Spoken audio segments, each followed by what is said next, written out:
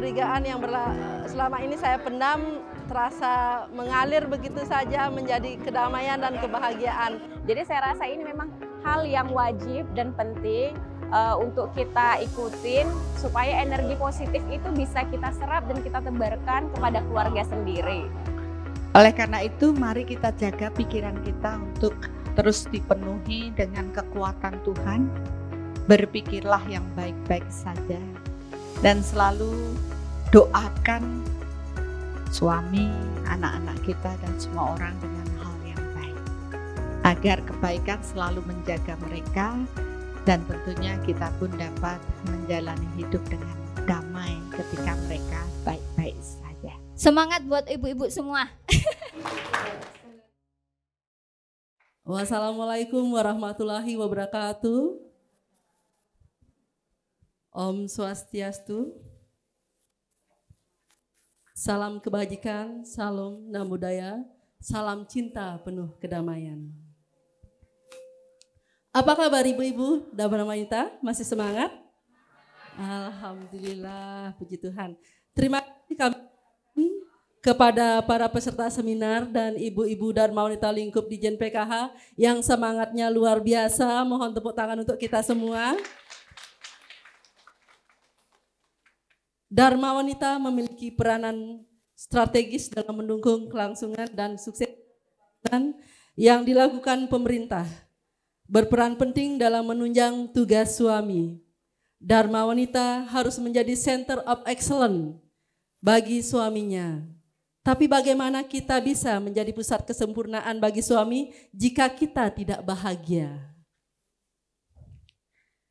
Kenapa tidak bahagia? Karena ada yang mencuri kedamaian dan kebahagiaan kita. Siapa itu? Curiga. Pada kesempatan kali ini kita akan tuntaskan si pencuri kebahagiaan kita tentunya dengan pakarnya dalam seminar Damai Tanpa Curiga. Beliau adalah founder Soul, kelahiran Yogyakarta tahun 1968. Mungkin kita bisa lihat profil beliau pada tayangan berikut ini. Tak kenal maka tak sayang. Mari kita berkenalan dengan narasumber kita, Bunda Arsaningsih. Beliau lahir di Yogyakarta dan mendalami ilmu manajemen SDM di Semarang. Selain pendidikan formal, beliau juga gemar untuk belajar hal-hal yang informal. Hal ini yang menjadi dasar banyaknya keahlian beliau. Kepedulian Bunda Arsaningsih pada proses pengenalan jati diri membawa beliau meramu metode Soul dengan tujuan meningkatkan kualitas hidup seseorang secara holistik, lahir dan batin yang terukur secara energi dengan teknik pengukuran energi Soulmeter yang terus disempurnakan. Metode Soul sudah menyentuh lebih dari 100.000 jiwa. Bunda Arsaningsih juga telah menerbitkan 2 buku, yaitu Soul Reflection, buku ajaib yang memberikan solusi untuk pembacanya, dan buku Daily Soul Reflection, sahabat bertumbuh untuk kualitas hidup yang lebih baik.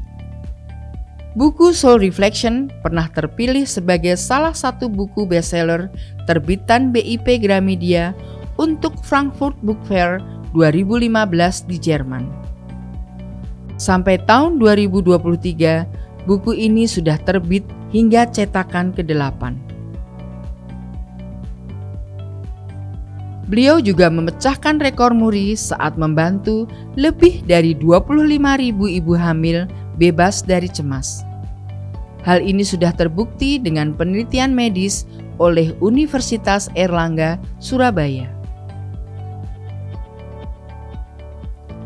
Sekarang Bunda aktif di kelas online yang sudah membantu lebih dari 6.000 jiwa.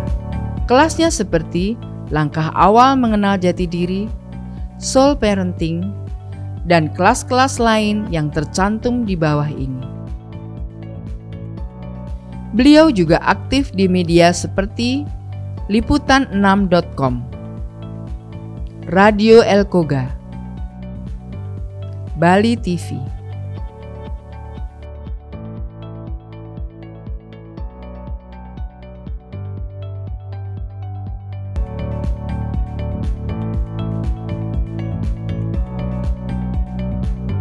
dan sekarang lebih banyak fokus pada YouTube. Dan secara aktif memimpin meditasi online setiap Rabu malam di channel YouTube Bunda Arsaningsih. Berikut adalah beberapa klien yang sudah dibantu untuk mengenal jati diri dan meningkatkan kualitas hidup mereka.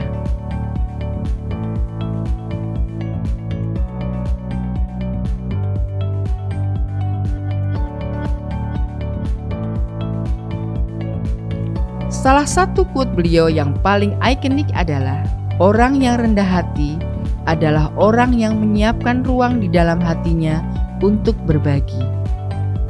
Jadi, mari kita belajar bersama mengenal diri lebih dalam bersama Bunda Arsaningsih.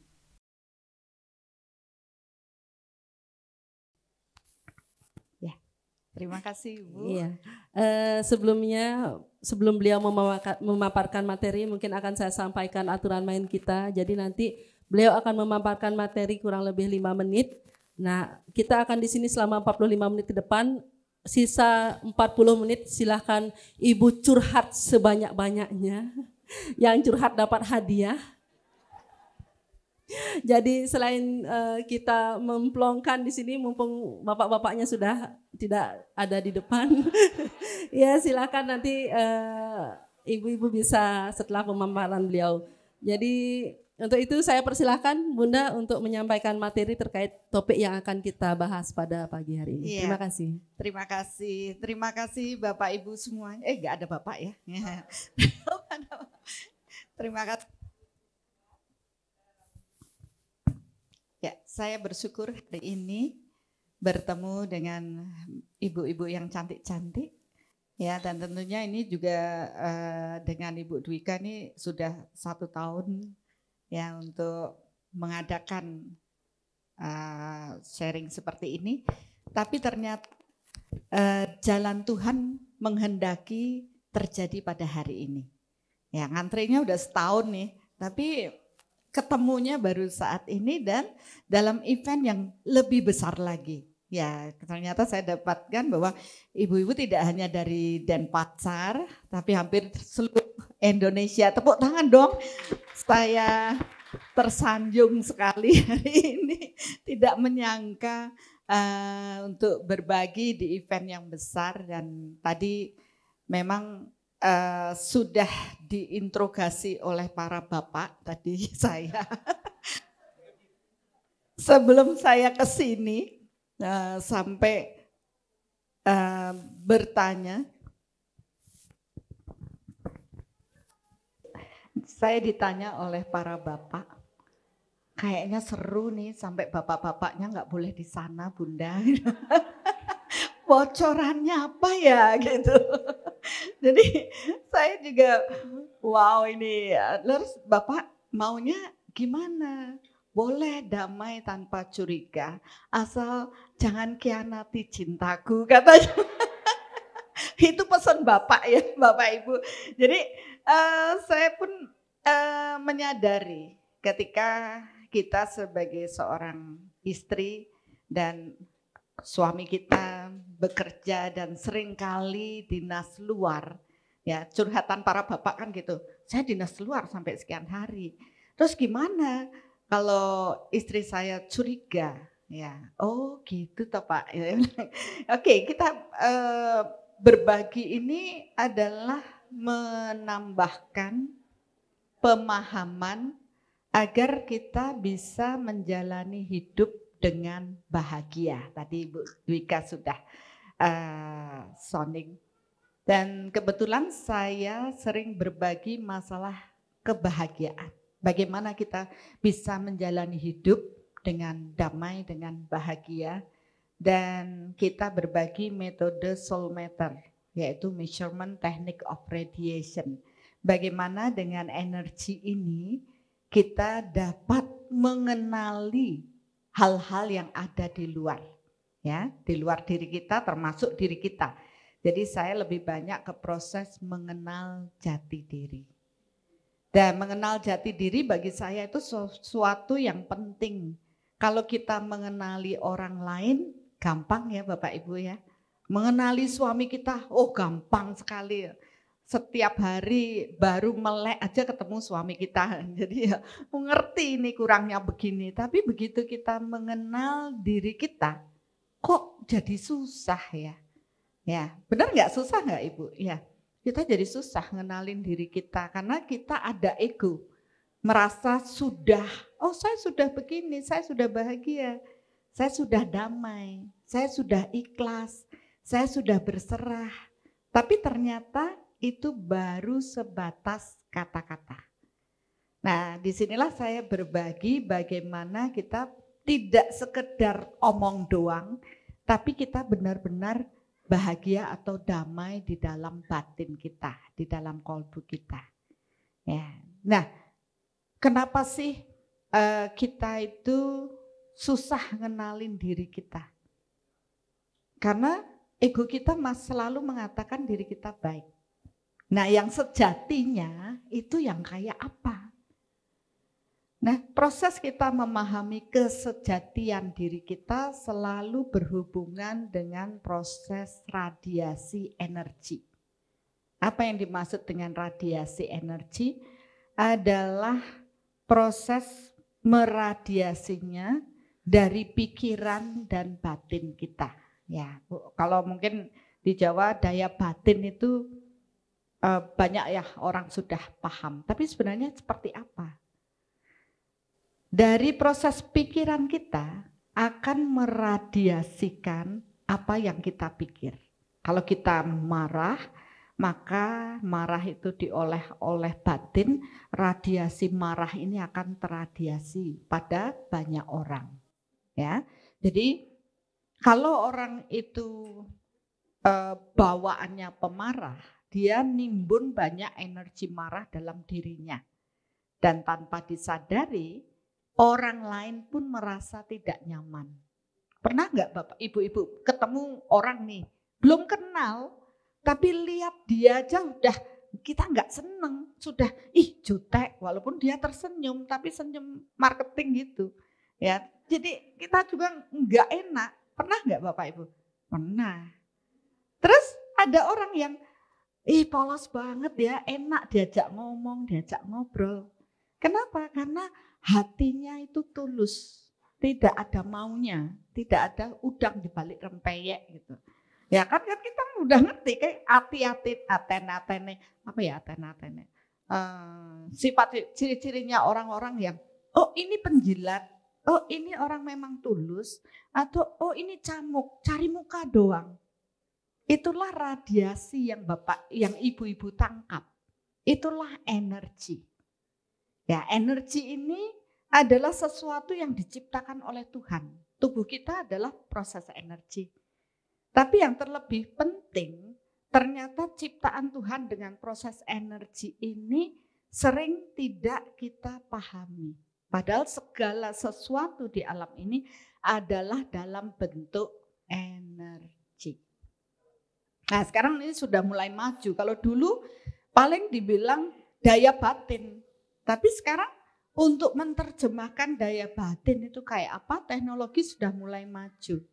Jadi kita bisa paham, ini ada ki, ada chi, ada energi, ada aura. Ya, jadi aura itu adalah energi yang terpancar pada diri kita. Itu yang dulu saya tekuni karena saya sakit-sakitan. Ya, tadi saya cerita sama bapak-bapak tuh ketawa aja. Nggak nyangka loh, iya saya 2 kali stroke, saya waktu itu pikir saya sudah nggak bisa ngomong, saya pelo, nggak bisa gerakin tangan aja nggak bisa, tapi kemudian saya bisa bebas, dari apa? Mengolah pikiran. Ya, ternyata afirmasi saya sehat, saya harus sehat, dan ya, ternyata tidak hanya proses pikirannya yang benar, tapi bagaimana proses terhubungnya diri kita dengan Tuhan. Disitulah saya belajar berserah. Ternyata berserah itu benar-benar suatu proses yang kita tidak boleh ada penolakan sedikit pun atas apapun di alam ini. Penolakan yang besar terhadap orang lain pun akan membuat proses berserah kita tidak total, ya. Dan dari proses berserah itulah saya mendapat mukjizat penyembuhan. Dan semenjak itu saya meniatkan, karena malamnya saya hanya mengatakan, Tuhan, seandainya saya harus berbicara dengan banyak orang, saya akan berbicara pada banyak orang. Kalau saya memang harus berjalan kemanapun yang Tuhan kehendaki, saya akan berjalan. Dan besok paginya mukjizat itu nyata. Pagi-pagi saya ingin kencing, tiba-tiba loh kok saya udah bisa duduk, ya. Kemudian saya turun, saya loncat-loncat, loh kok saya bisa lari. Jadi saya muter-muter rumah sakit kamar itu. Karena apa? Karena sebelumnya saya sudah cukup lama di rumah sakit. Kebetulan suami saya juga dokter. Dia pun sudah bilang ini sudah nggak bisa pulih seperti sedia kala. Upaya sudah dilakukan. Stroke itu kan prosesnya disaraf dan proses penyembuhannya lama. Ikhlasin aja gitu. Nggak taunya saya mendapatkan mukjizat itu. Dan dari situlah saya mulai bertobat istilahnya, ya. Aku dulu bandel ya, mau disuruh gini aku nggak mau. Sekarang aku bertobatlah, saya mau dah jalani apa yang Tuhan mau. Dan disitulah saya mulai mendapatkan banyak pelajaran mengenai berserah. Oh, ternyata berserah itu ada ukurannya secara energi, ya. Jadi disinilah kelas workshop Soul Matter saya mengajar orang-orang untuk berserah. Ternyata yang butuh berserah itu banyak sekali. Karena dia sudah belajar untuk ikhlas, berserah, tapi belum benar-benar berserah. Ya, padahal proses berserah itu menurut saya dasar kita bisa menjalani hidup dengan baik. Agar kita selalu tertuntun di jalan kebenaran Tuhan. Ya, ego kita pun bisa turun, ya, kita bisa berdamai. Nah, proses berserah ini pun membawa saya mengenali bahwa ketika kita berserah kepada Tuhan, Tuhan akan memenuhi semua kebutuhan kita. Dan Tuhan akan melapangkan jalan kita. Dan saya amati hidup saya, ya benar.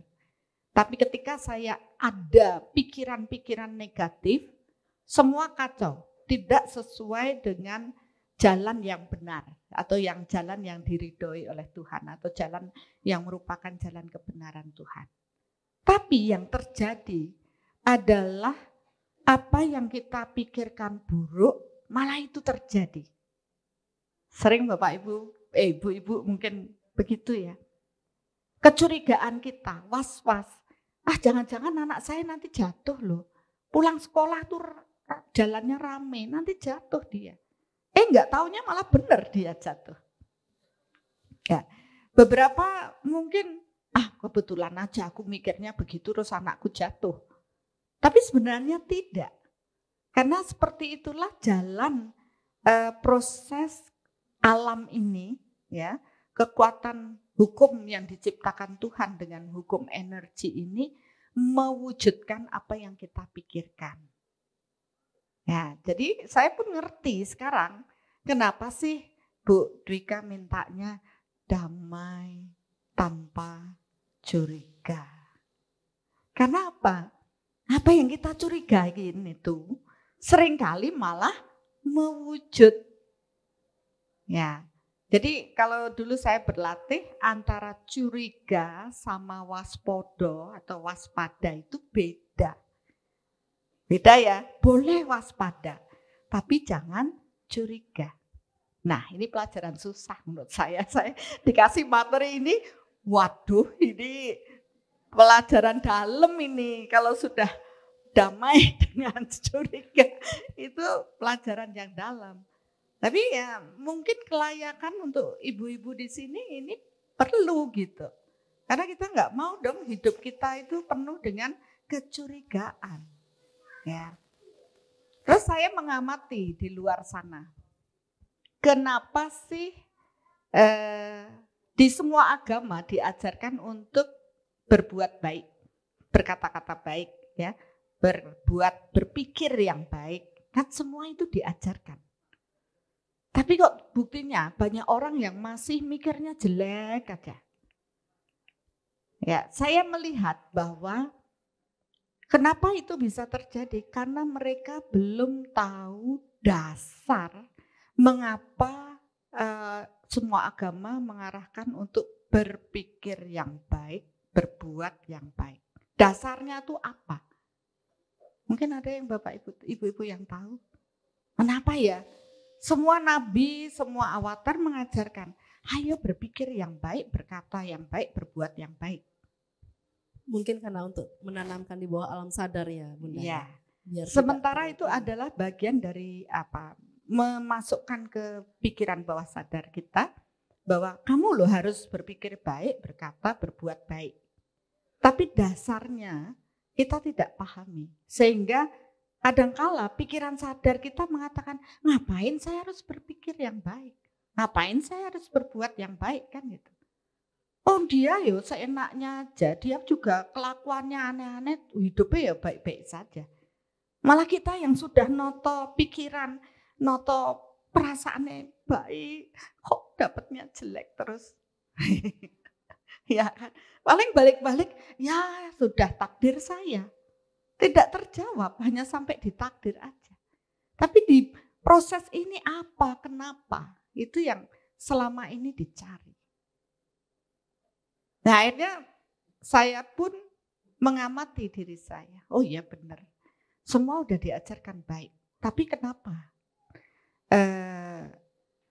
Ada rasa kita maunya tidak mengikuti apa yang diajarkan.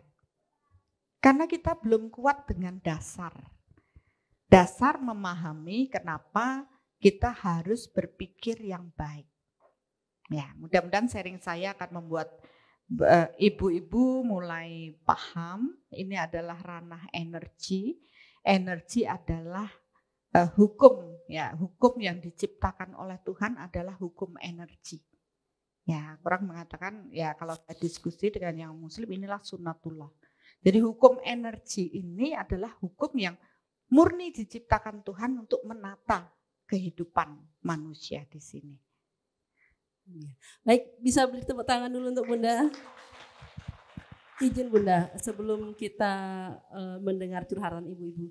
Kalau feeling dengan curiga itu kan biasanya kalau kita curiga, kita menanamkan hal yang akan mungkin nanti bisa terjadi. Nah, tapi kadang-kadang kan kita punya feel ya Bunda ya.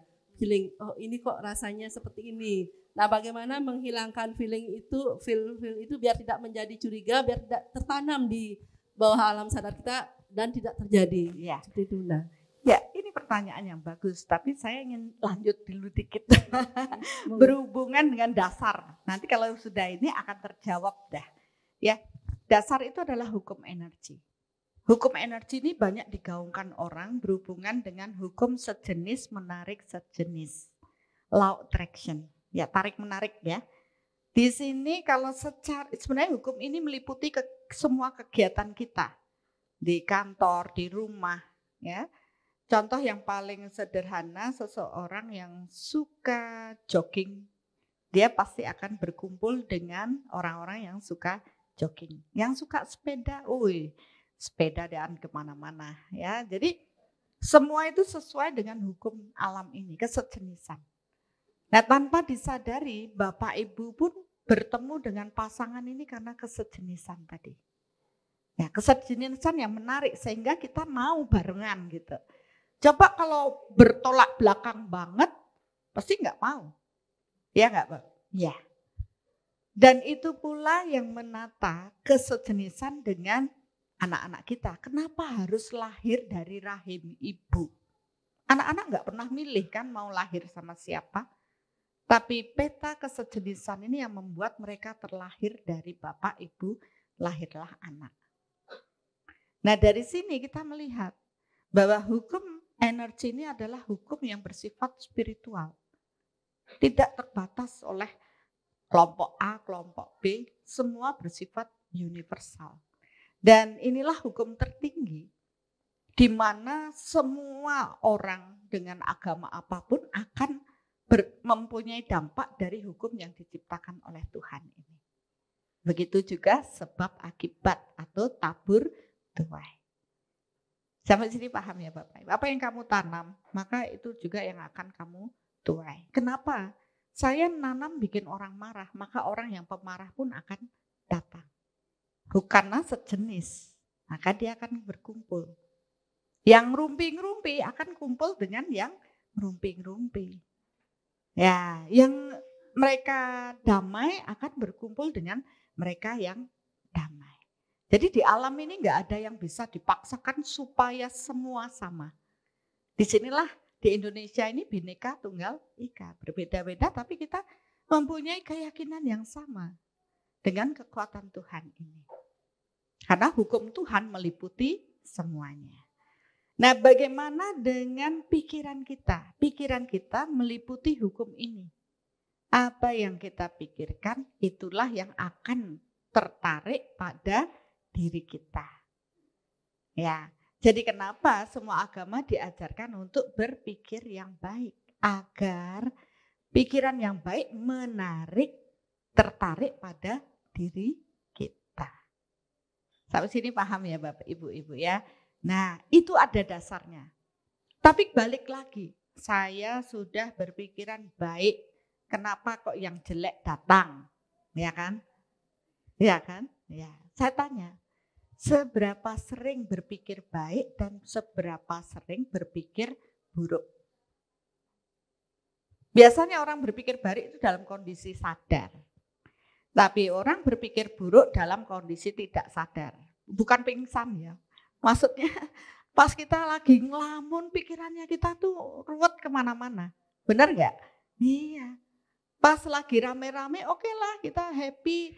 Coba pas sendiri ngelangut di rumah atau diem di kamar itu pikirannya pasti udah aneh-aneh aja kesana kesini. Nah, disinilah akumulasi pikiran yang ruwet sama pikiran baik mempengaruhi diri kita.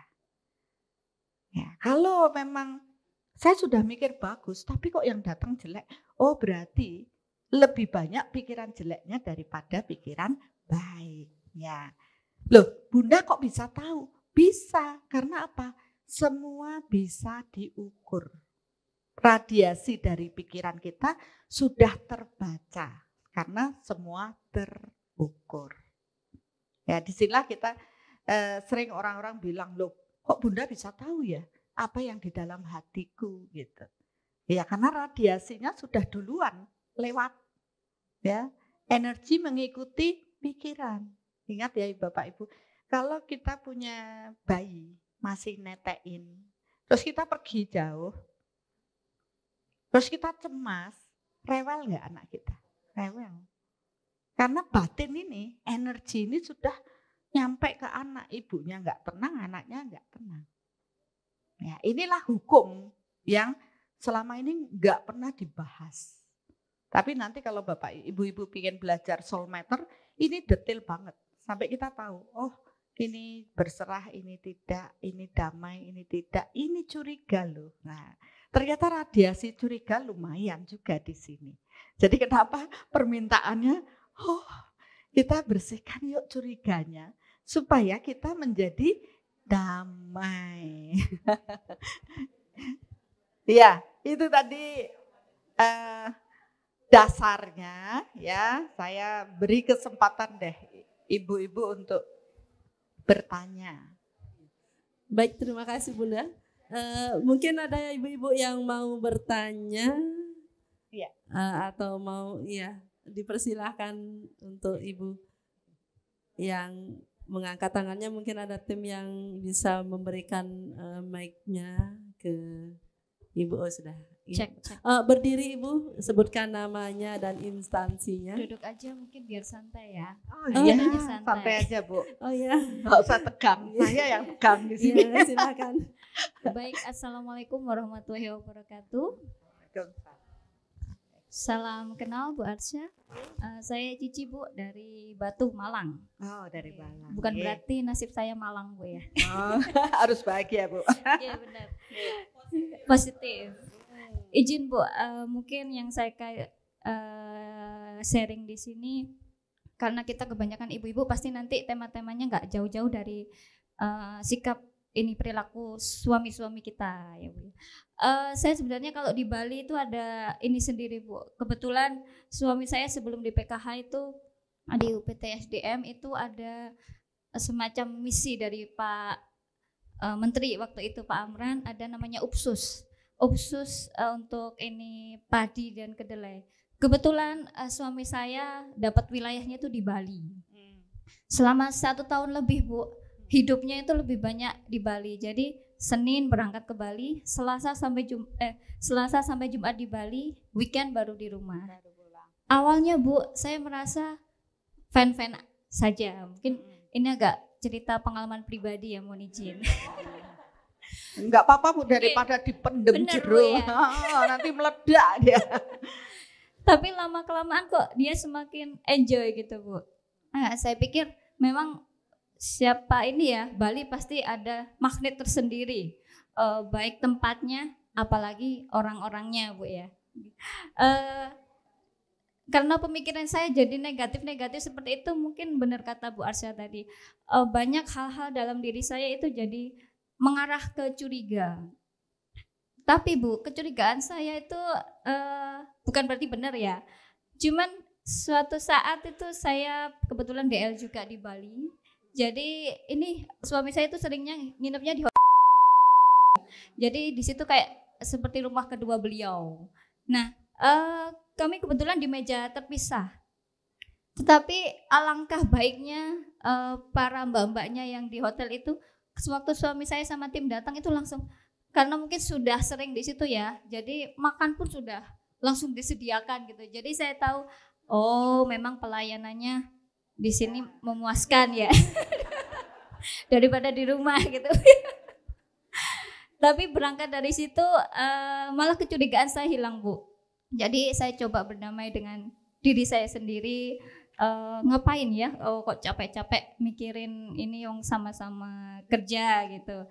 Alhamdulillah memang benar, sejak saya berusaha berdamai dengan diri saya sendiri, karena kebetulan suami saya, mungkin banyak ibu-ibu yang tahu, itu lumayan ramah kalau sama para ibu-ibu.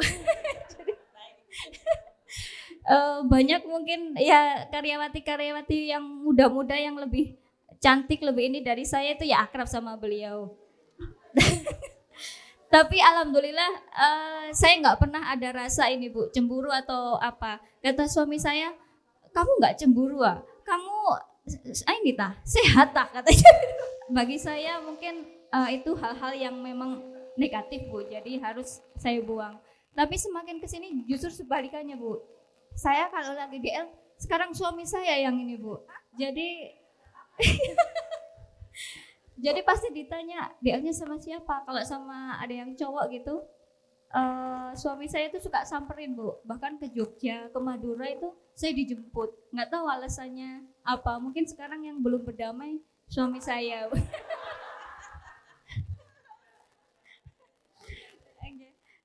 Jadi itu Bu, mungkin saya sekedar sharing aja. Memang ketika ibu-ibu semua pasti pernah mengalami ya, bagaimana kita menaruh curiga itu. Memang ke suami itu efeknya sangat tidak baik. Boleh kita perhatian, boleh kita tapi jangan terlalu berlebihan. Karena saya sendiri di kantor juga bergaul sama teman-teman cowok itu Bu. Jadi saya tahu, makanya jadi pemikirannya negatif terus.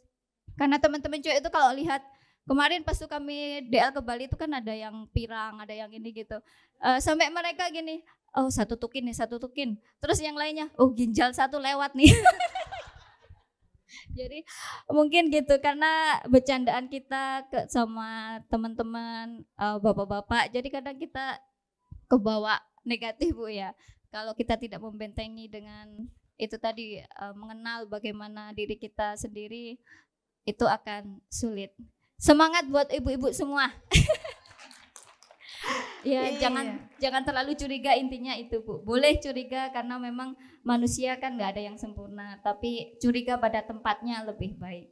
Ya. Terima kasih. Assalamualaikum warahmatullahi wabarakatuh. Aduh, terima kasih Ibu. Dikasih hadiah dulu ya Bunda ya.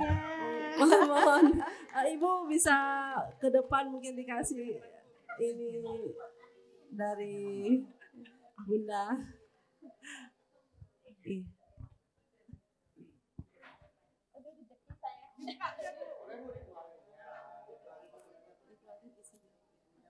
Dapat buku ajaib, nanti lebih berdamai lagi.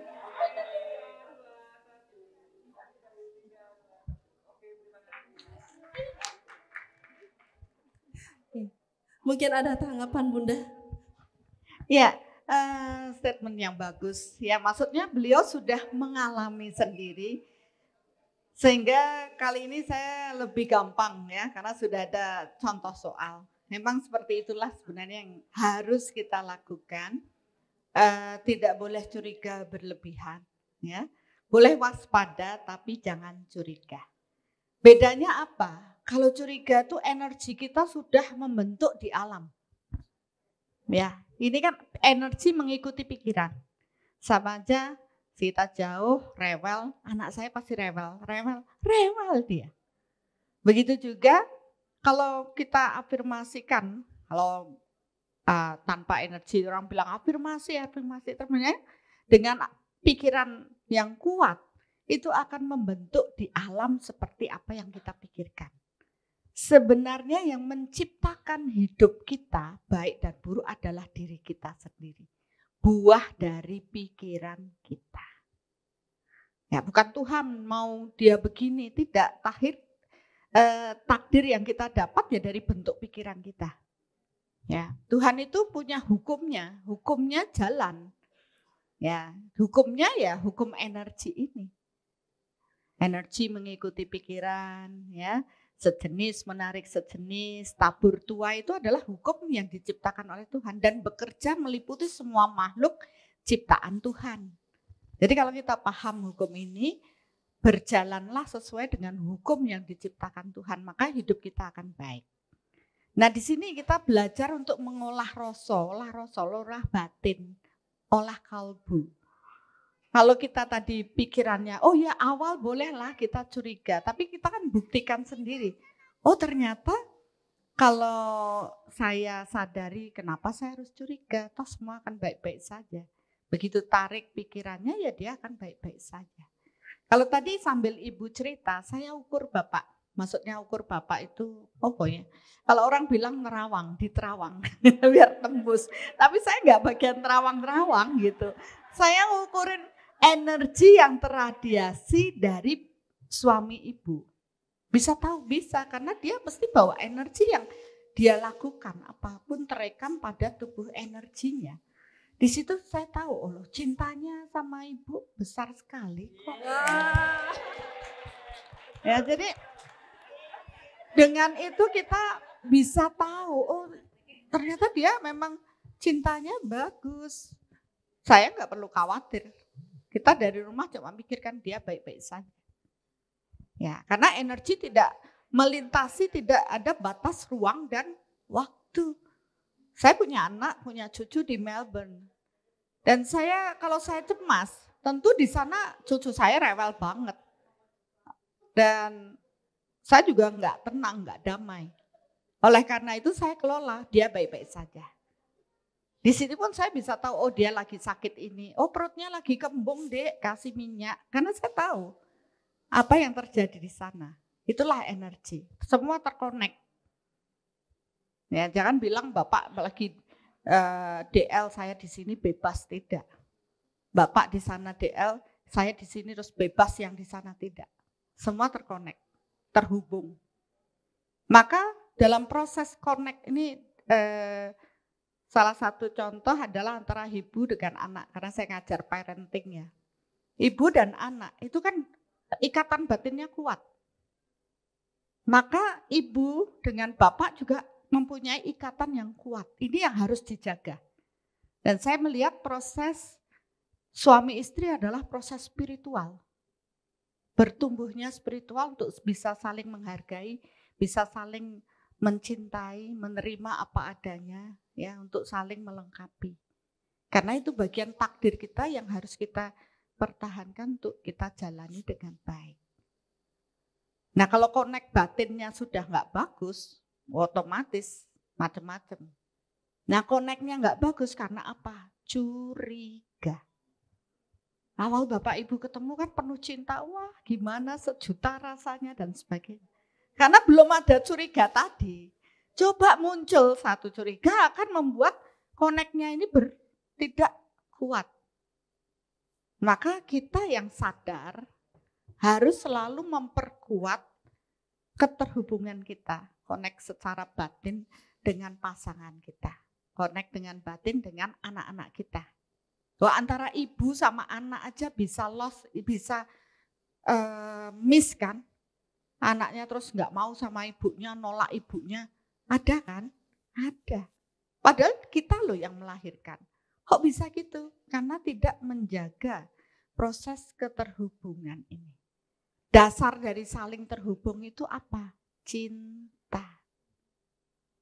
Jadi nggak usah susah-susah, cintai dia saja.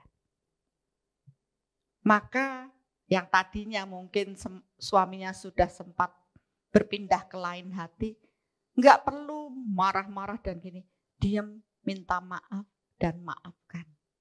Cintai dia lebih dalam. Maka mau nggak mau kok dia pasti balik. Ya, perkuat cinta kita. Begitu juga ketika bapak atau ibu pergi dari rumah, cintai masing-masing. Makanya tadi saya bilang, Pak, harusnya ini pelajarannya tidak untuk ibu-ibu saja. Harusnya bapaknya datang. Coba seru kan? Tapi untuk bapaknya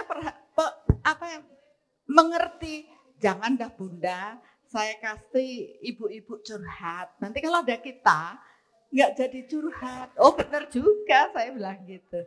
Ya, jadi ini kalau saya biasanya memberi dalam kelas untuk hubungan suami istri, supaya bagaimana menguatkan cinta. Cinta itu meradiasi, cinta itu bisa dirasakan. Jadi kalau bapak ibu mungkin enggak marah-marah di rumah, tapi cuma diem aja gitu, apa ya, orang akan nyaman, tidak. Jadi bagaimana membuat kondisi bahagia di dalam akan meradiasi dan menyentuh orang-orang di sekeliling kita. Ya, kalau seorang ibu itu tenang, damai, maka anak-anaknya ketularan semua. Bapak-bapaknya juga tenang, bahkan bisa dikatakan di balik seorang suami yang sukses ada seorang istri yang penuh cinta. Ya. Di balik anak-anak yang sukses pasti ada seorang ibu yang penuh cinta. Itu benar Bapak Ibu. Benar sekali, dan inilah yang saya ajarkan dalam soul parenting, ya, dalam hubungan-hubungan. Jangankanlah dengan orang lain, dengan keluarga, itu yang setiap hari. Dengan orang lain dalam bersosial, ketika satu orang penuh cinta, itu bisa mengubah satu ruangan ini happy kan.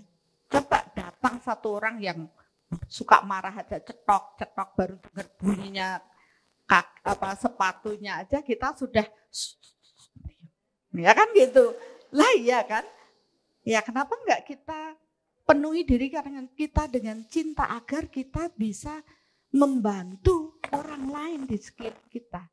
Jadi menjadi orang yang berguna bagi banyak orang itu enggak usah susah-susah, jadi orang pinter dan sebagainya. Jadilah orang yang penuh cinta. Itulah pelayanan kita pada Tuhan, pelayanan kita kepada orang-orang di sekeliling kita. Pelayanan kita sama bunga-bunga, pohon tumbuh adalah dipenuhi diri kita dengan cinta. Karena sejatinya semua makhluk ciptaan Tuhan itu ada cinta di dalam dirinya. Nah, cinta itu yang kita pupuk. Enggak perlu banyak omong. Senyum aja, senyum dengan tulus, dengan cinta. Maka orang lain pun akan nyaman dengan diri kita. Ya, jadi PR saya ini mengubah ibu-ibu di sini untuk penuh cinta. Ya, pulang itu udah berubah gitu, enggak lagi jutek, tapi kita penuh cinta. Ya. Baik. Ya, terima kasih Bunda. Kita juga penuh cinta ya, makanya berkumpul di sini penuh dengan kedamaian ya, kebahagiaan. Baik, ada lagi yang mungkin ingin, ya silakan Ibu yang dari meja sini. Iya, bisa mungkin mic-nya diberikan. Tes. Saya dengan suami itu mungkin boleh cerita sedikit.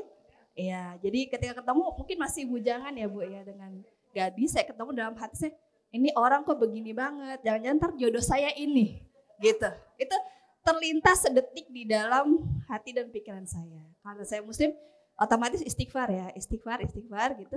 Ternyata memang itu jodoh gitu. Jodoh itu, akhirnya saya ketemunya jawabannya di video The Secret ya, Law of Attraction itu. Mungkin di tahun 2007 atau 2008 begitu. Oh inilah ternyata kita harus mengelola energi kita, baik yang positif maupun negatif, karena alam menerimanya itu tanpa melihat baik buruknya, itu kembali kepada diri kita. Nah itu mungkin.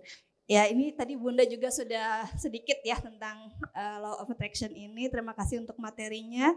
Yang ingin saya tanyakan, adakah orang yang terlahir dengan anugerah yang sebesar ini gitu ya secara alami, atau itu dilatih atau seperti apa, bagaimana tipsnya? Terima kasih Bunda, selamat pagi. Terima kasih Bu. Ibu Dayat bisa mohon ke depan untuk menerima hadiah dari Bunda.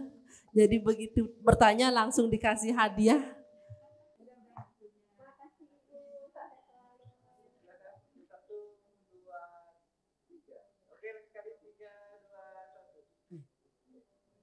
Baik, ya terima kasih. Bisa langsung ditanggapi mungkin Bunda ya. Terima kasih. Wah ini pertanyaannya sudah langsung menjurus karena Ibu ternyata sudah belajar ya Law of Attraction. Itu pembelajaran yang waktu itu buku The Secret itu meledak banget. Dan waktu itu saya menjadi seorang penyembuh, saya bagikan buku itu pada banyak pasien-pasien saya. Dengan tujuan apa? Mereka mengubah pikirannya. Supaya mereka jauh lebih sehat. Ya. Atau apa yang dia pikirkan, dia radiasikan itu membawa kebaikan pada diri mereka. Tapi apa yang terjadi? Yang terjadi itu ketika saya bertemu lagi, mereka mengatakan kok enggak terjadi ya sama saya.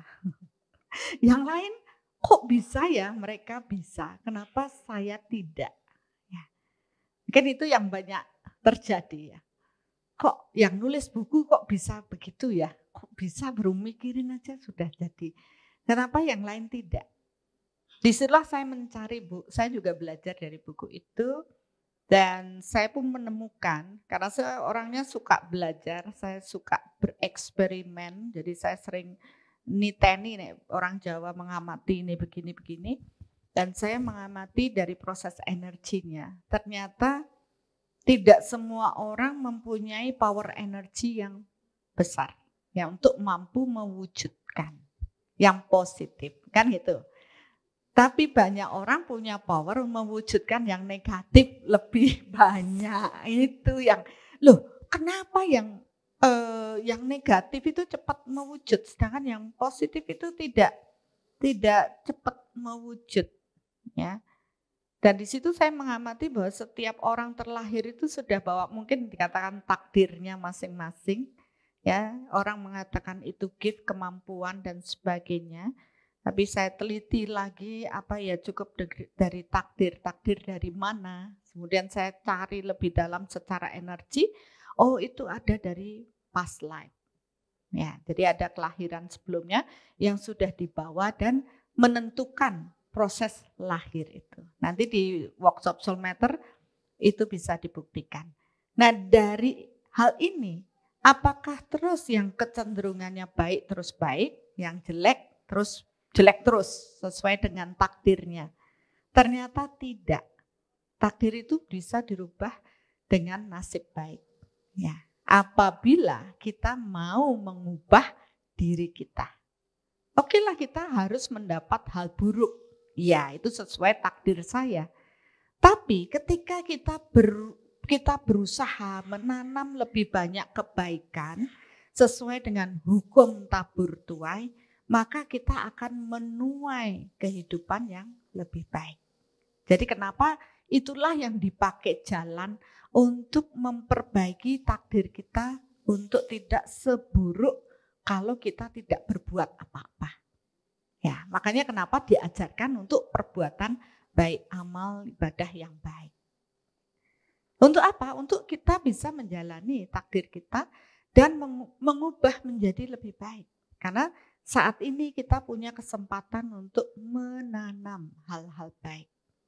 Nah, menanam hal-hal baik bukan hanya kepada orang lain. Nanam hal baik itu ada pada diri kita.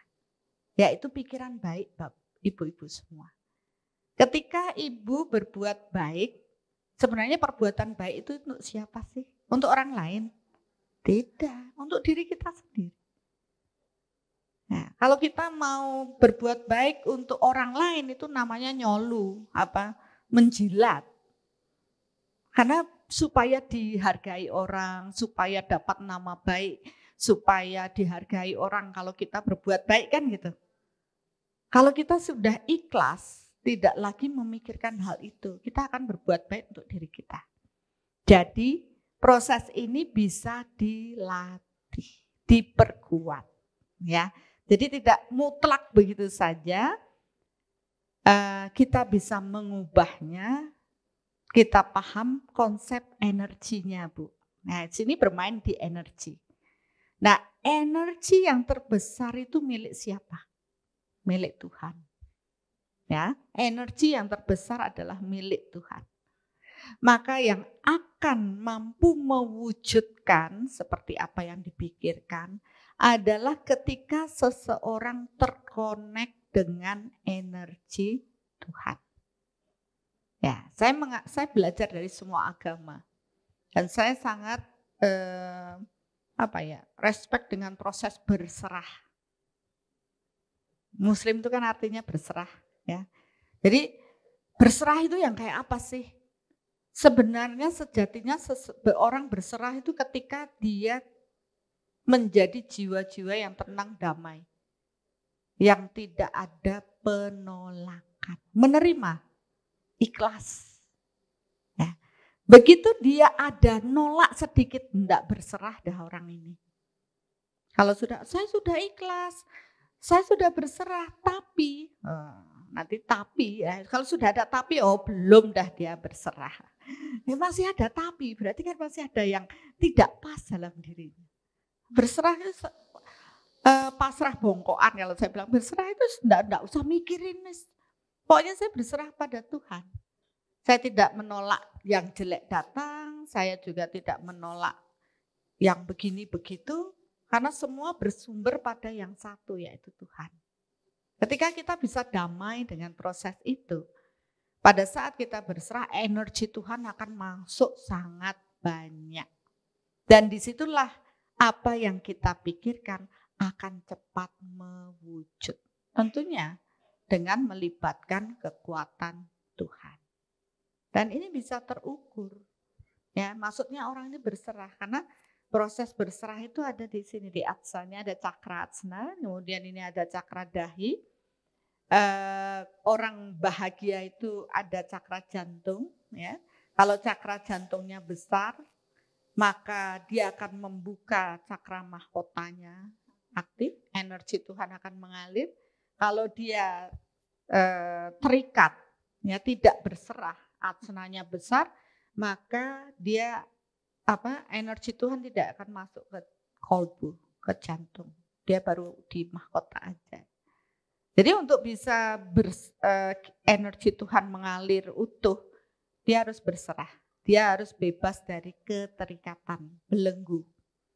Termasuk yang membuat ibu-ibu terikat adalah bapak kan. Ya kan? Curiga itu membentuk suatu proses keterikatan loh. Mengikat, dikatakan terikat itu karena ada talinya ngikat bapak kita. Walaupun dia ke sana ke sini, ada talinya nih, tarik ini. Kan gitu. Tapi orang yang berserah, dia enggak lagi gitu. Pokoknya saya yakin dan percaya dengan Tuhan. Hendak Tuhan, saya memikirkan suami saya baik-baik saja. Energi pikiran kita dia baik-baik saja akan menuntun dia kalau mau meleng sedikit baik-baik saja. Ya kan?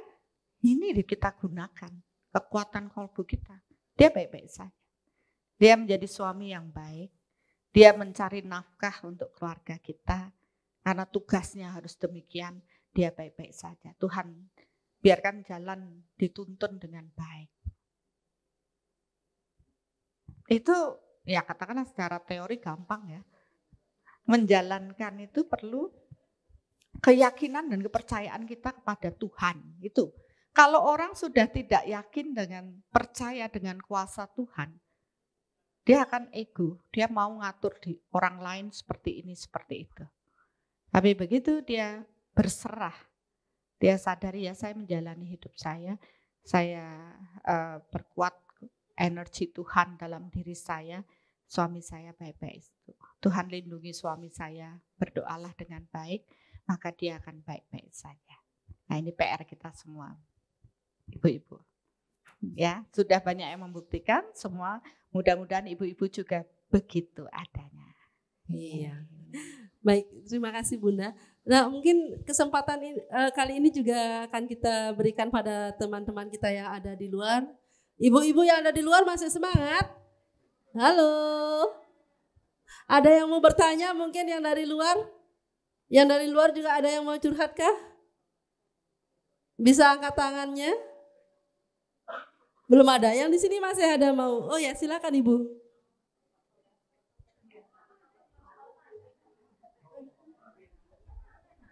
Ada bapaknya ngintip dari luar ternyata. Nggak dikasih di dalam, di luar. Memantau ya Bu ya, dengan energi. Iya, silakan Ibu. Assalamualaikum, saya Eva dari BPT UHPT Siborong-Borong Ibu. Sebenarnya ada yang mau saya ingin tanyakan. Ini memang sungguh sangat menarik bagi kita kan karena kehidupan pribadi terikut di sini keseharian. Yang saya mau tanyakan Bu, kenapa orang yang berbuat baik itu kadang lebih sering tersakiti gitu? Kita berbuat baik gitu kan, karena mengingat hukum tabur tuai itu pasti ada. Kita berbuat baik sama orang bukan berarti kita harapkan orang itu yang membalas, tetapi kan tetap kita ngerasa tersakitin, ditokohin gitu bukan. Kenapa rata-rata orang berbuat baik seperti itu dan orang yang biasa-biasa aja nggak baik-baik banget tapi kok mulus aja gitu. Udah gitu yang mau Eva tanyain lagi, yang pertama, yang kedua, terkadang orang jahat itu terlahir dari orang baik yang tersakitin. Jadi mau saya tanyakan juga, bagaimana kita berusaha mengatur energi kita itu supaya yang kita buat baik itu tidak berubah gitu Bu. Terkadang kan kita udah berbuat baik nih, tetapi lingkungan terus aja menghantam sehingga kita yang baik itu jadi berubah gitu. Jadi terkadang banyak orang jahat itu terlahir dari orang baik yang tersakitin gitu. Terakhirnya apatis kita terhadap lingkungan, jadi merasa cuek, bodoh amat, aku baik juga nggak ada dihargai gitu. Sedangkan kita balik lagi mau ke hubungannya ke spiritual, ke Tuhan kan gitu. Tetapi sesama manusia aja kita udah habis kesabaran gitu kan. Jadi bagaimana itu memanajemen energi kita Ibu, seperti Ibu bilang tadi, energi apalagi sekarang belakangan ini kan lagi marak law of attraction itu gitu kan. Banyak yang sudah membuktikannya dan banyak juga kita udah menjalaninya tapi kok nggak dapet kayak yang kesaksian yang lain gitu. Jadi ibaratnya batas-batas waktu itu gitu bukan. Sampai kapan, bagaimana kita memanajemen batas-batas waktu untuk law of attraction itu supaya dapat ke kita, bagaimana cara mengubah pola pikir yang tetap gitu walaupun lingkungan itu tidak mendukung. Itu sebenarnya Bu yang jadinya di situ. Udah gitu kan, apalagi apabila kita berpikiran positif, tentu positif yang datang gitu. Tetapi tidak semudah dengan teori sama yang perkataannya itu, maksudnya itu intinya bagaimana energi kita itu tetap walaupun lingkungan tidak mendukung. Itu Bu, terima kasih. Terima kasih. Bu Eva bisa maju sebentar Bu Eva untuk menerima hadiah dari Bunda dan berfoto dengan Bunda.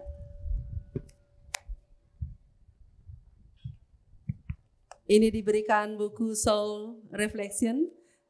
Jadi biar energinya tidak berubah.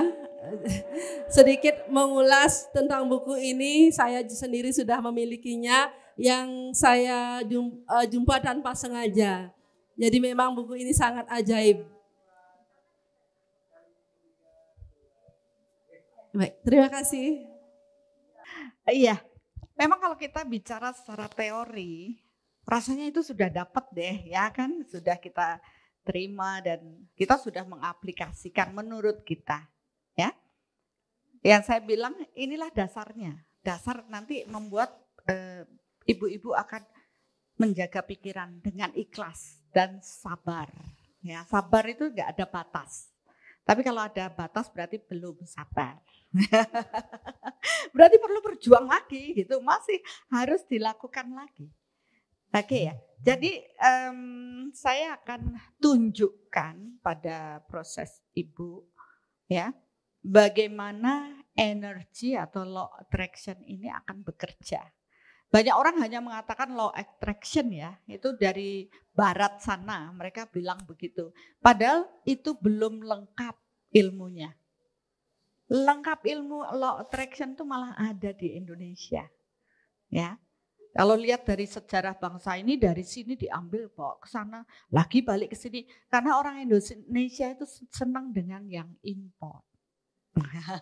Kalau sudah yang dari lokal Indonesia enggak bagus ya.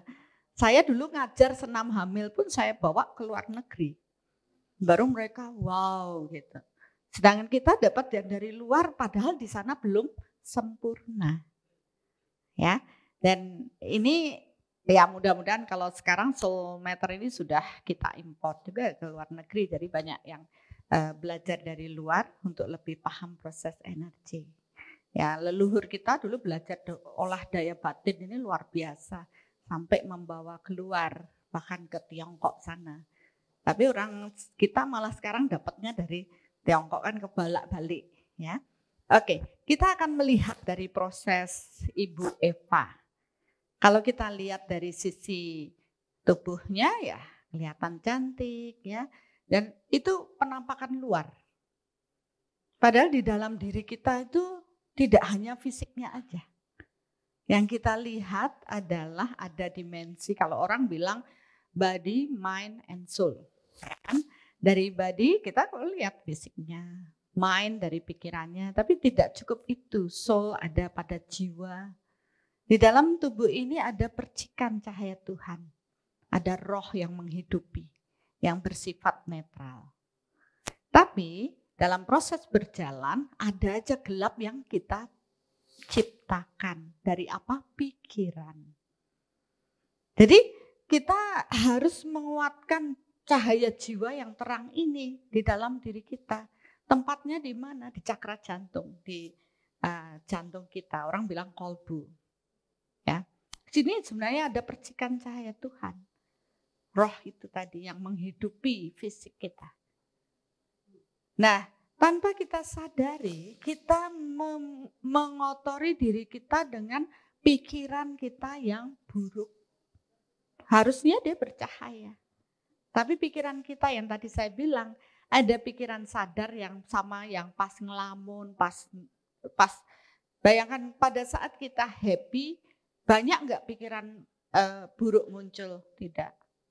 Pada saat kita sakit hati, disolimi, seberapa pikiran buruk muncul? Lebih banyak. Ya kan? Lebih banyak. Itu yang sering kita tanpa kita sadari. Contoh saat ini, maaf ya Bu ya. Oh. Tapi ini tidak untuk dihakimi nanti ya. Saya hanya membantu aja, nanti kita lihat bagaimana. Kalau dilihat dari cakra jantung, disinilah tempat cinta kasih.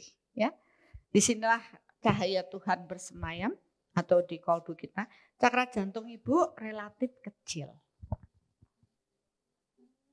Begini. Ya, sedangkan di bawahnya ini tempat emosi rendah. Solar plexus ini relatif lebih besar. Nanti bisa diukur. Jadi apa? Pendaman pikiran negatifnya lebih banyak daripada bahagianya. Loh, iya ini real aja kan, yang bertanya kan bikin baik. Jadi Ibu dapat bonus di sini bersih-bersih, nanti keluar sudah kinclong. Ya, sekarang kan kita apa sih yang dipendem Ibu ini? Ya kan? Dalam hati, dalamnya lautan bisa diukur. Dalam hati siapa tahu. Tapi aku tahu apa isi hatimu. Yeay. Apa ya isinya? Ya, ternyata ya oke lah marah. Ada semua punya marah? Punya dong Bunda, masa enggak gitu. Marahnya 10 meter, ini radiasi. Radiasi itu nyebar gitu ya. 10, 20, 100 meter, 200 meter. Oh 200 meter aja ada. Berarti Ibu kalau marah terus mendem. Marah, wah, tapi dalamnya masih marah. Ini membuat apa? Cakra jantungnya kecil. Karena kita membawa marah itu kemana-mana. Tanpa kita sadari. Ya, apalagi? Oh banyak, bener ya marah ya Bu ya. Udah gitu. Ya, saya ukur cemas deh. Cemas ada. Oh cemasnya ini lebih besar daripada marahnya. Marahnya ya cuma segitu. Oh cemasnya 1 kilo, 2 kilo. Apa aja dicemasin oleh Ibu. Ternyata kan banyak pikiran cemasnya. Ya bener ya Bu ya. Kok ketawa ya? Ya masih hitungannya masih bagus lah. Bukan marahnya yang lebih banyak, cemasnya lebih banyak. Nah ini kan tidak damai kan? Penolakannya ada. Itu kondisi yang tidak damai. Nah bagaimana kita mengelola ini? Kan kita ingin menjadi baik. Kan? Nah inilah yang saya ajak dengan proses soul matter, metode soul matter. Ya. Nanti ibu-ibu bisa lihat di YouTube saya, di situ banyak pembelajaran dan ada workshopnya. Biasanya saya keliling, nanti kita bisa ikuti. Dan saya juga berbagi dengan meditasi soul reflection setiap hari Rabu jam 7:30 WITA, berarti 6:30 di luar Bali ya. Dan di situ saya punya center di Jogja, di Jakarta, Surabaya, di mana-mana bisa gabung di center atau di rumah masing-masing. Tujuan apa? Membersihkan pikiran kita yang ruwet. Ya, sekali-sekali boleh ikuti atau coba lihat di YouTube, nanti bisa pilih karena banyak sekali yang sudah saya bagikan. Nah, saya akan nyoba sebentar ya ke Ibu, nanti kita ukur kembali perubahannya. Bagaimana mengelola. Ya, boleh Bu tasnya ditaruh. Taruh tangan. Enggak, Ibu duduk saja, kemudian buka tangannya ya. Mari saya hanya mengajak Ibu ya caranya. Sadari yang pertama adalah jiwa. Pejamkan mata ya. Sadari percikan cahaya Tuhan dalam diri saya. Ada roh di dalam dan jiwa. Kemudian tubuh fisik. Dan di proses ini Ibu butuh terhubung dengan jiwa luhur. Jiwa luhur itu Nabi. Jadi terhubung dengan Nabi Muhammad. Ya kan pasti semua sesuai dengan agama masing-masing. Dan melalui Nabi Muhammad terhubung dengan Tuhan. Ya, niatkan terhubung dengan Tuhan melalui Nabi Muhammad. Dan niatkan biarlah cahaya Tuhan memasuki tubuh saya. Ya, karena hanya 3 kemahakuasaan Tuhan yang boleh masuk dalam diri kita, yaitu cahaya Tuhan, cinta Tuhan, dan energi Tuhan. Ya, nih saya ukur nih, cahaya sudah mulai masuk. Oke, cahaya Tuhan. Biarlah energi cinta Tuhan, cinta dulu masuk dalam tubuh saya. Oke, yang berusaha Ibu ya, bukan saya tidak melakukan, saya hanya menuntun saja. Dan biarlah energi Tuhan memasuki tubuh saya. Oke, Tuhan saya bersyukur hari ini saya punya inisiatif untuk menjadi baik. Saya berusaha untuk sudah sabar menjalani takdir saya. Tapi saya masih merasa kecewa, sakit hati, cemas, marah. Dan biarlah hari ini saya dapat membebaskan rasa yang tidak nyaman dalam diri saya. sadari yang pertama adalah marah. Tentu ibu mengenali marah itu sama siapa. Bayangkan orang yang paling ibu benci dan membuat ibu marah, yang masih terpendam dalam diri ibu. Terus maafkan dia. Inilah proses memaafkan secara batin. Kalau memaafkan minal aidin wal faizin sudah sering kita ya setiap lebaran. Tapi apakah kita sudah memaafkan secara batin? Belum. Karena batin kita masih grundel, masih mendem jeru. Dan ini bisa teradiasi. Maafkan, ya tadi yang 200, saya masih menunggu. Karena upaya diri sendiri membayangkan orang itu dan memaafkan. Ini melibatkan kekuatan Tuhan. Kalau tidak dengan melibatkan kekuatan Tuhan, mungkin kita nggak sudi lihat orangnya. Disebut namanya aja kita sudah jengkel sekali. Tapi kali ini libatkan kekuatan Tuhan, jadi kita lebih damai. Ya, kamu salah dan saya marah, saya memaafkan. Ya, dan saya minta maaf. Saya berdiri di sini, tapi saya merasakan ibu berupaya untuk memaafkan dan minta maaf. Karena ini semua adalah energi. Maka yang 200 meter itu, ini sudah mulai berkurang.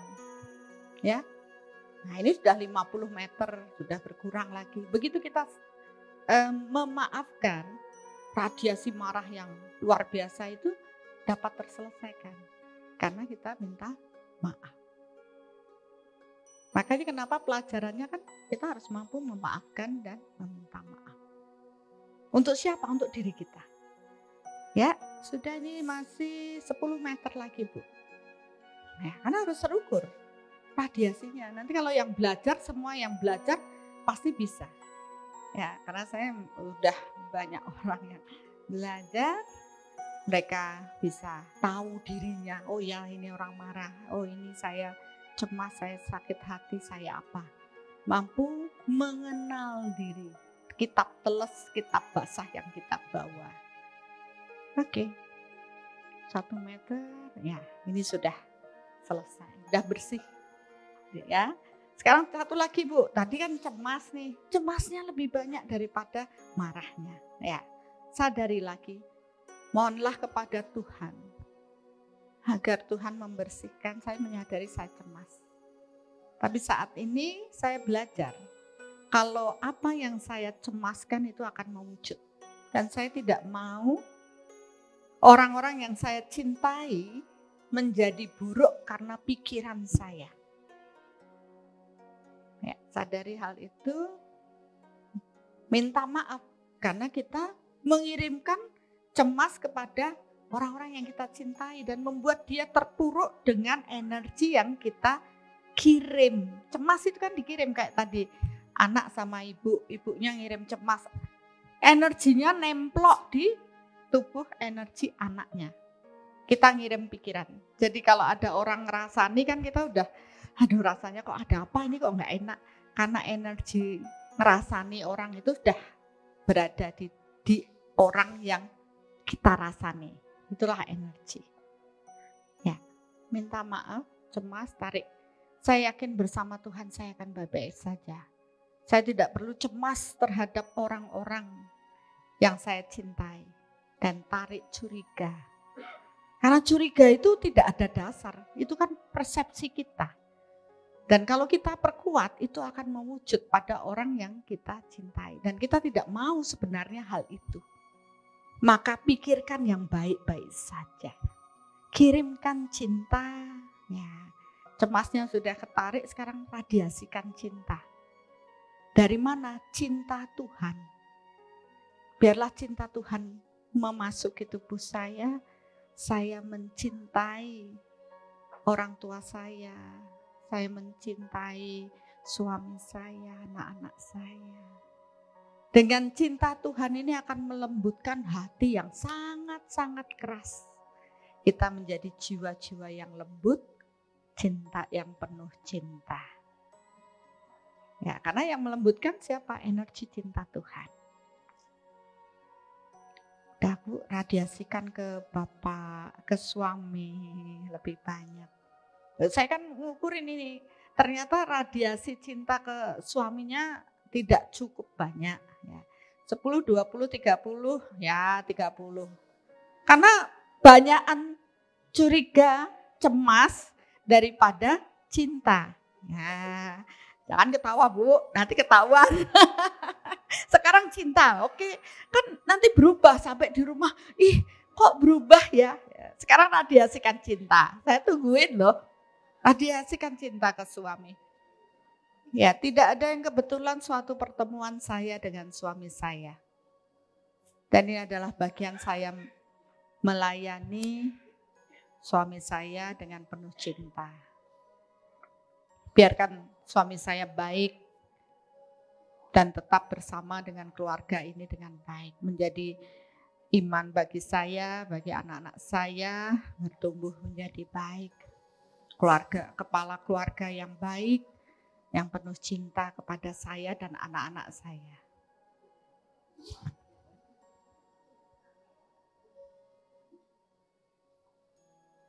Iya.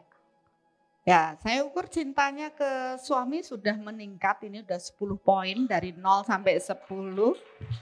Ya, terima kasih Tuhan, aku mencintaimu. Ungkapkan cinta kita kepada Tuhan. Bersyukurlah lebih dalam pada Tuhan.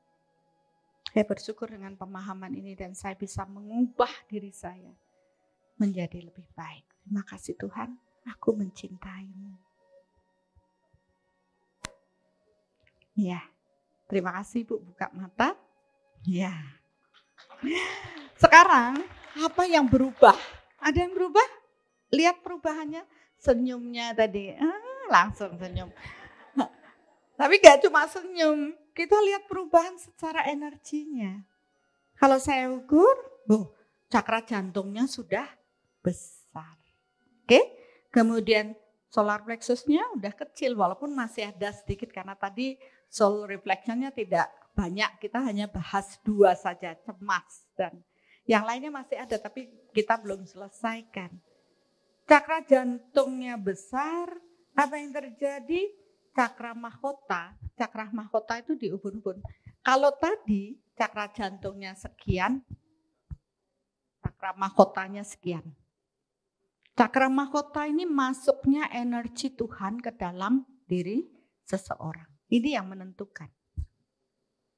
Ya, bukan cuma ritualnya saja. Ritualnya bisa bagus, tapi seberapa energi Tuhan masuk tergantung pada kolbu kita, cakra jantung. Karakter kita, pikiran kita.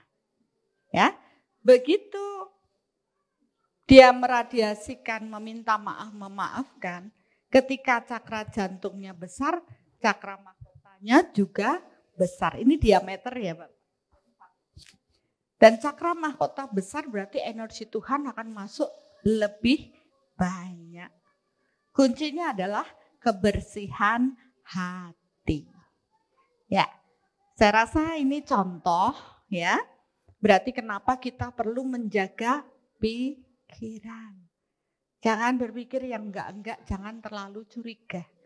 Karena begitu, coba sekarang mau lagi, curiga lagi, cakra jantungnya langsung gitu, kecil lagi. Kalau saya sih enggak mau, emangnya gua pikirin.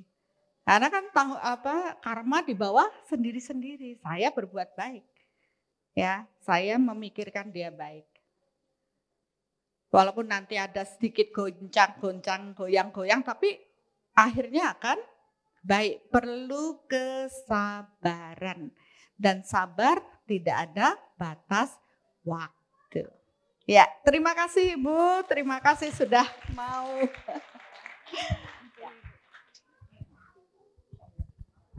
Karena waktunya sudah habis, mudah-mudahan materi pada kesempatan hari ini bisa bermanfaat untuk ibu-ibu dan wanita Ditjen PKH. Nah, sebelum saya tutup mungkin ada closing statement dari Bunda. Ya, terima kasih Bapak, Ibu-ibu sudah menerima apa yang saya bagikan. Dan saya rasa itu juga bukan hanya masalah ibu-ibu, karena saya juga sebagai istri juga mempunyai kondisi yang sama dengan ibu-ibu. Nah, paling tidak dengan apa yang saya bagikan, kita paham bahwa semua orang ingin menjadi baik. Dan semua orang sudah berlaku baik.